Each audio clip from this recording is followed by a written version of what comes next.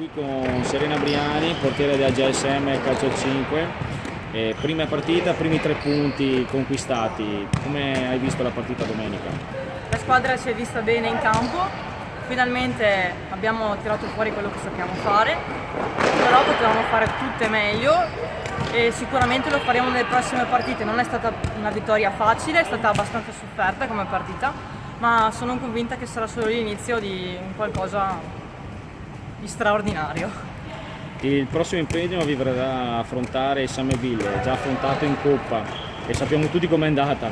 Che gara prevedi sabato? È andata così in Coppa perché appunto l'abbiamo fatta andare così.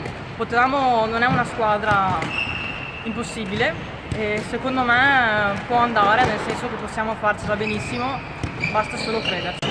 Sicuramente è una vittoria che dà stimolo, che serviva visto le 6 sconfitte rimediate in Coppa Italia.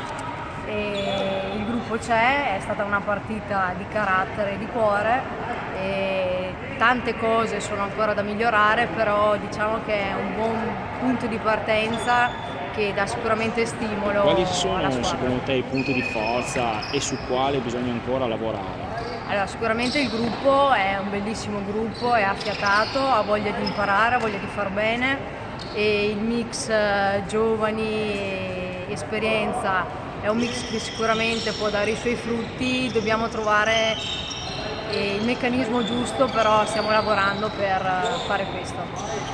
Sabato incontrate ancora il San Vemille che avete incontrato in Coppa, che partita sarà? Sarà una partita combattuta e abbiamo ancora in testa la partita di ritorno dove siamo andate vicinissimo alla vittoria e la vogliamo con tutte noi stesse, quindi lotteremo per portare a casa i 3 punti.